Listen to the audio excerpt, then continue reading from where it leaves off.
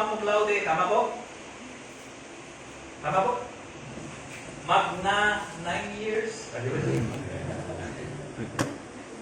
Nag-aaral ka doon para maging ilawan ng Diyos. Tama? So tinuturuan ko sila paano mag-invite. Anong tinuturo mo? Paano mag-invite? Paano mag-share ng gospel. Anong sunod? Paano mag-share ng gospel. Pangatlo, paano mag-lead ng cell group. Ibig sabihin, tinuturuan ko sila kaya na mag-invite, paano mag-invite. Tinuturuan ko sila mag-share ng gospel. Tama? Malamang sa inyo, hindi pa kayo masyadong marunong. Tuturo ko namin yan sa mga susunod nating fellowship. Okay na? Tinuturo namin sila paano sila mag-devotion. Yung devotion, araw-araw ka, nagbabasa ka ng Bible at nag-pray. Ang tawag ko, devotion. Anong tawag? Devotion. Ang Christian, kasama mga kabataan, hindi pa marunong mag-ganyan. Tuturuan natin kayo niyan. Yung iba sa inyo gumagawa ng gano'n, very good. Ipagpatuloy nyo. Are you with me? Are you with me? Tama. Bakit ko sila tinuturuan? Kasi hindi na pwede ko, hindi ko sila tuturuan, hindi nila magalaw kung anong dapat nilang galaw. Tama po? Tama? So tuturuan nila paano mag-invite, paano mag-evangelize, paano mag-lead ng set. Kasi sa pagpunta sa school, DSU man yan, UC man yan, SLU man yan, UP man yan, kahit saan silang school. Hindi sila nag-aral doon para mag-graduate lang. Hindi na sila nag-aral para mag-boyfriend and girlfriend. Hindi, nag-aral sila doon to fulfill God's purpose sa kanilang buhay. Tama po? Tama. Mag-iwanan sila. Dapat may ibang estudyante makakilala kay Lord dahil sa kanila. Amen. May ibang mga Christian na ma-disciple dahil sa kanila. Dapat yun ang purpose. Amen. Sinasabi ko sa kanila, gusto kong sabihin sa inyo, ang pinaka-importante sa buhay, makilala si Lord. Anong pinaka-importante sa buhay? Anong pangalawang pinaka-importante?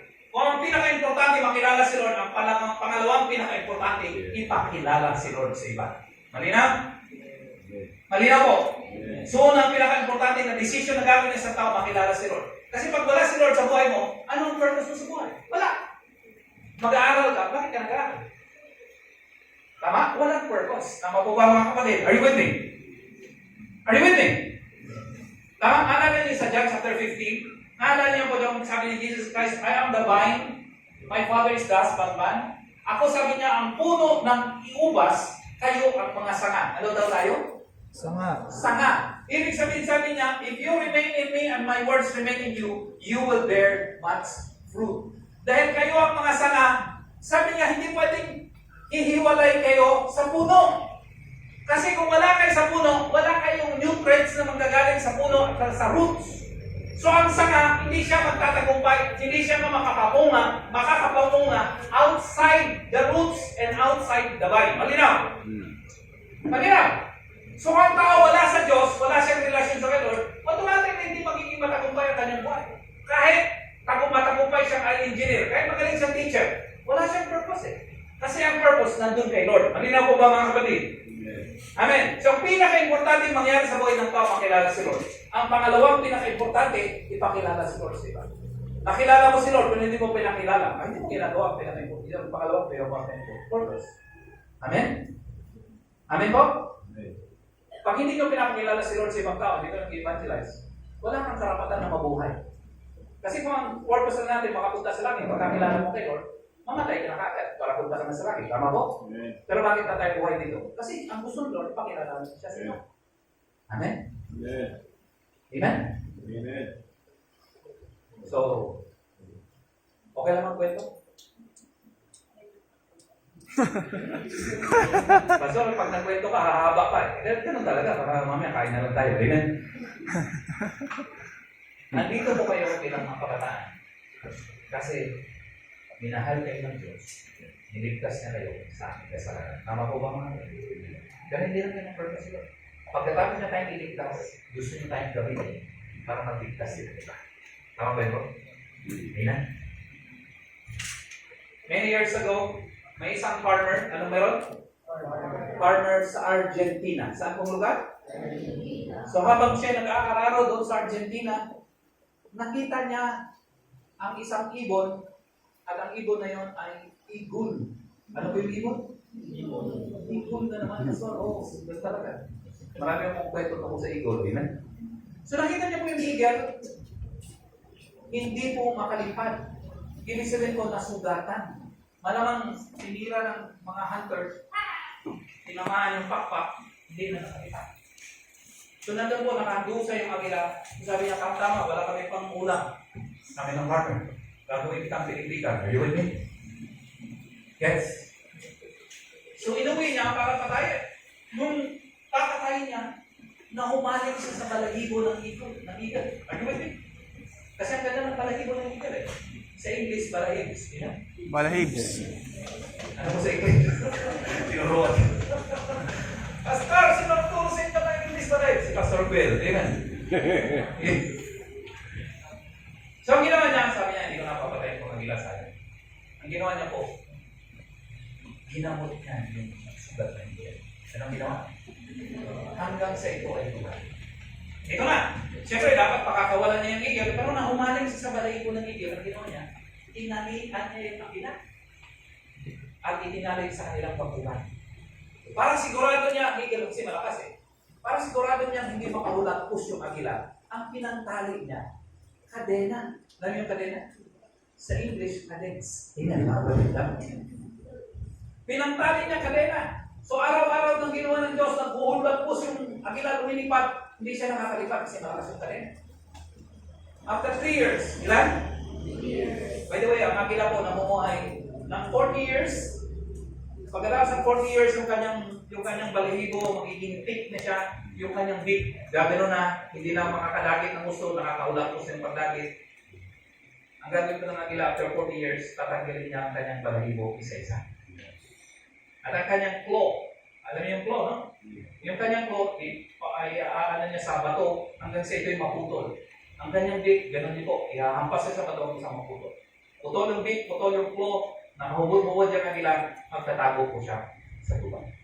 Pag nakita siya ng tiger, nakita siya ng lion, kawawa siya. Hindi siya makalipan. So magtatago po siya doon for a month, and then after a month, babalik na po ang kanyang balahibo. Ang kanyang claw, hahaba ulit. Ang kanyang beak hahaba ulit, and kaya na uling magdakit. Pag nagtagumpay mo yun siya, yung agila, hindi siya makain, matanggal na magkaroon ng renewal yung kanyang feathers, mabubuhay pa ang agila ng another 30 years. Ilan po? So overall, 40 plus 30 equals 100. Tama? 7 years. Ganon po kahaba ang buhay ng eagle. Are you with me? Are you with me? Okay, balik tayo doon sa farmer, taga Argentina. Lasong, Argentina. Amen? Parang hindi na pumasok sa Argentina. After 3 years, yung farmer, yung agila lumilipad, hindi siya makalipad, nahabak yung farmers. Nagbago ang kanyang isip. Kaya kawawa ng tutuloy. So, ang ginawa niya, pinakawalan yung agila. So, ginawa niya yung kanyang wasay. Yung, anong tawag? Ox. Ano? Axe. Yes, tama. Axe. Nakuha niya yung kanyang axe at tinagpas yung kadena. At bago na tinagpas, nagkaroon siya ng seremonya, yung farmer. Ikaw na mahal ng gila, ikaw ay malaya na ngayon. Bumalik ka sa forest para kampanan ng trabaho mo magiging hari ng mga ibon. Lumipad ka at pataas muli. Alagaan mo ang iyong mga inakay. Alagaan mo ang bundok at kabundukan bilang hari ng mga ibon. Siyang pinalipad. Ano paano pinalipad? So yung agila, lumipad ng konti, ching! Gano'n. Pero hindi na patuloy lumipad. Lumipad lang ng konti at ang ginawa ng eagle, bumalik ulit. Saan mo siya bumalik? Bumalik siya sa eksaktong spot na kanyang pinatigilan for 3 years. Malaya na siya, pero hindi siya lumipad ng mataas. Lumipad ng konti, pero bumalik po siya sa lugar na kung saan siya nakatali. At doon siya nanatili hanggang siya ay mamatay. Sabihin na lang natin na natagpuan siya nung siya 18 years old. Itinali siya for 3 years, that's 13 years, tama po? 70 years dapat siyang mabubuhay. Ilan po ang kanyang kinonsum? 13 years lang. Sayang. Sabi mo sa tabi mo, science. Pwede bang tumayo tayo sa kanya? Maraming Kristyano kamukha ko, no? Hindi ko ako nagmamalaki sa inyo. Masama po ang aking background. At hindi ko kinikwento para gayahin. Pinakwento ko para kapulutan yun ang aral. Amen po? Amen. Maraming mga Kristyano at mga kabataan kamukha ko natin. Kamukha. Yung iba, hindi nila naintindihan ang kanilang layunin sa buhay. Nagigets po? Nagigets? Alam mo yung mga isang kinakalungkot ko? Nakita ko yung mga kabataan, nagsashine sa school. Tama? Writer, di ba? Sports, nagsashine talaga. Ang dali. Pagdating sa church, walang ginagawa. Lungkot na lungkot ako sa lahat. Alam mo bakit? Para sa akin, hindi dapat yun. Are you with me? Yung ginagamit ka ng mundo, yung talino mong ginagamit, pero pagdating kay Lord, hindi mo ginagamit. Para sa akin, sayang. Are you with me? So gusto kong i-challenge kayo ngayon. Mga kapatid, bumalik tayo sa ating purpose. Ang purpose ng bakit kayo naligtas, yes, we enjoy yung ating life as a young person. Tama po? We fellowship, we establish friends with many people. Pero hindi lang yun ang ating big purpose. Ang ating purpose magiging ilawan. Amen po, mga kapatid, amen? Amen? Maaaring kamukha ko na wala sa inyo yung inyong purpose. Pero ngayong umaga nito, gusto kong maibalik natin ang ating purpose. Gusto rin ko maibalik natin ang purpose. Tama po ba, mga kapatid, amen? Alam niyo po ba, probinsya lang ang aking simbahan? Maliit lang po ang aming simbahan. Today, I pastor the largest church ng ating association. Are you with me? No? Sabi ko nga po kanina, madalas po ako nag-i-speak sa mga conferences and seminars. Marami na po akong ginagawa ngayon sa Diyos. Noong unang panahon, wala akong ginagawa. Ban ako. Nakikita niyo po ako mga kapatid. Magaling po sa chess, magaling po sa basketball, magaling po sa soccer, magaling po sa volleyball, marami po akong galing. Pero nakikinabang si Satanas. Nagiging famous ako, pagkatapos gagamitin yun, parang chicks. Are you with me? Sa halip na binibuild ko ang buhay ng tao, sinisira ko ang buhay ng mga tao. Nagigets po? Are you with me? Alam ko yung temptation nyo rin yan. Pero ngayong umaga, I want you to go back to your purpose. Amen? Amen po? Maring ma-realize yung ngayong umaga, sabi ng pastor, tama na. Ako din nakaligtaan ko ng aking purpose. Dati mula nung nakilala ko si Lord, I so passionate in serving the Lord. But for whatever reason, siguro nawalan kami ng pastor. Siguro na-discourage ako sa mga parents ko, nag-backslide. Siguro nawalan kami ng pera sa buhay niya, dami ng problema, financial buhay, and na-discourage ako. Tatama ka, pastor, tonight. Today, I will go back to my purpose. Amen po, mga kapatid? Amen? Yung pinlano ng aming mga youth leaders sa CSBC ay hindi magiging walang kabuluhan sa pagbabalikan mo ang aming purpose. At isa ako sa gagawin ng Diyos at magpapakagin ng Diyos para ibang mga kabataan manumbalik sa purpose ng Diyos. Amen po, mga kapatid? Amen? Ang church ko ay wala man kaming pastor sa ngayon, pero hindi yung excuse, hindi yung dahilan na hindi ko gagamitin ang aking buhay sa paglilingkod sa Diyos. Amen po, mga kapatid? Amen? Marami kaming problema pero hindi ko gagawin yung excuse yun. Wala akong gagawin sa Diyos. Kapag merong pinapagawa ang Diyos sa akin. Amen po, mga kapatid? Amen? Makilala ko siya, makilala ng libusan at ipakilala ko siya.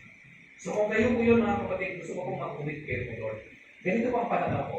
Pag si Lord ay, di ba, tawag natin sa message ay God's Word. Tama po ba? Pag si Lord nagko-communicate sa atin, hindi siya nag-communicate para i-remind lang tayo. Hindi po. Bukod sa reminder, He wants to have a response. Tama po? Tama? Are you with me? Kunyari yung commandment sa Matthew 28:19-20. Sabi ni Lord, go therefore and make disciples. Anong nakalagay? Go. May apat na klase ng sentence. Declarative sentence, interrogative sentence, imperative sentence, and exclamatory. Ano pong klaseng sentence yung Great Commission? Imperative sentence. Tama po? Ang imperative sentence, dalawang klase.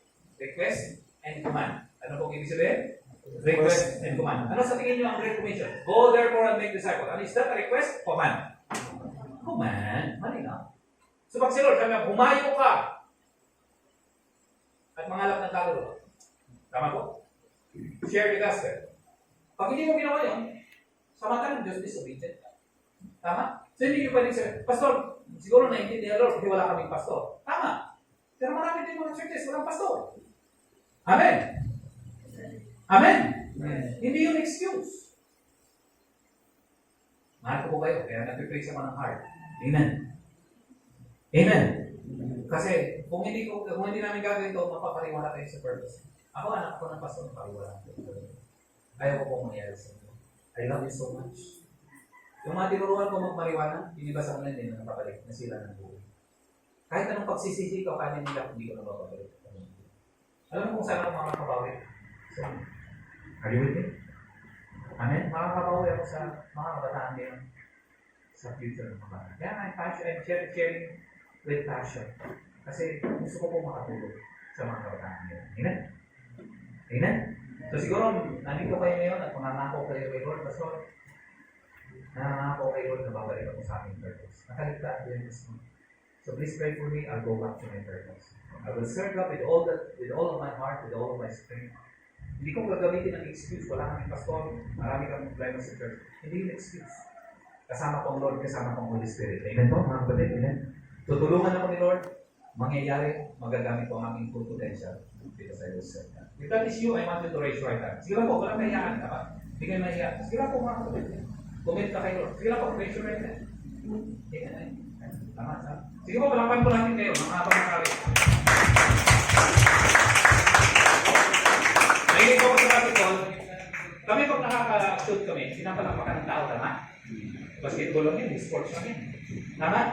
Dati-dati nung nasa Manila ako ng pastor, sa Rangers ko ng pastor sa Tondo, Manila, pumunta kami sa racetrack sa Santa Ana, nagpapayo, nagpapatuloy sa nagpapakapakan namin ng mga panahon. Babaw. Diba? Game lang yun. Tama po ba mga kapatid? Are you with me? Para sa akin, ang tamang pinapalakpakan, pag ang tao lumalapit sa iyo, yun ang tamang papalakpakan. Tama po ba mga kapatid? Are you with me? So kunyari ngayon, nawala tayo sa purpose, so nakaligtaan natin yung purpose, gusto natin mo nang balik sa purpose. Karapat dapat bang palakpakan? Amen. Amen. Amen. Karapat dapat? Yes, karapat dapat yan. Every time na tayo po nanumbalik kay Lord, lumalapit kay Lord, at nilalapit ng ibang tao kay Lord, nararapat yan, palakpakan. Kaya lakasan natin ang ating palakpak. Yes? Okay, ang po natin ang ating makamay. Sige po mga kapatid. Lord, I thank you God for the opportunity mo kapag-fellowship kami ng mga kabataan. Salamat sa kanilang buhay. Salamat Lord, especially sa aming mga youth leaders dito sa CSBCM. So, Lord, to bless them and give them wisdom that comes from you, Lord, para mapangamunahan, papunitan ang aming mga kabataan towards their full potential, Panginoon. Lord, salamat sa aming mga pastor, kundi Lord, to bless them, sa Pastor Anthony, kundi Lord, to restore him sa good health, Lord. At ang aming pastor dito sa CSBCM, dalangin po namin, Lord, na sila po, Panginoon, ay lumakas, umaba ang kanilang buhay, humaling po sila ng lubusan, Lord God, para ang kanilang buhay at katalinuhan magiging instrumento ng aming pong kalakasan sa paglilingkod sa iyo. Lord, salamat sa mga precious na young people na narito, Lord God. I-bless po ang kanilang buhay. Lord, kung sila man po, Lord, na wala saglit ang kanilang purpose, I pray that today, they will return to your purpose sa kanilang buhay. And that they will live up their purposes, Panginoon, sa inyo po, Panginoon, sa kanilang buhay. Magiging ilawan sila wherever they go, sa school, sa paaralan, sa tahanan, Panginoon. Sana sila naroon, Panginoon. Maring sa trabaho. They will shine as light, Panginoon, for you wherever they go. Lord, dalangin po namin, may balik po sa kanila ang passion to evangelize. Yung passion to invite other people, Panginoon. Kabataan na hindi kabataan, mag-invite sila sapagkat ang dahilan kung bakit sila nakakilala sa inyo, Lord God, ay makilala din kayo sa inyo. Dalangin po namin, Lord, you ignite in them the evangelism passion sa kanilang buhay. At mag-i-evangelize sila from now and forevermore, Panginoon. Patuloy silang gagamitin, Panginoon, para magpalakas sa ibang mga kabataan. Mag-evangelize sa ibang mga kabataan. Sa susunod po namin mga events sa CSBCM, mag-train kami, Panginoon, sa paano mag-evangelize, paano mag-invite, o paano manalangin, paano mas malalim, Panginoon, para magamit namin ang aming katalinuhan, ang aming training, para mangalap ng kaluluwa para sa inyo. Pagpalain niyo po ang lahat ng mga churches represented, Panginoon, sa fellowship na ito. Pagpalain niyo, Lord, about this. Lord, as we commit our lives to you, would you honor, Lord God, our commitment and our desire to serve you and to honor you with all of our heart, with all of our strength. We bless you, Lord. We honor you for this, our prayer. In Jesus' name, amen.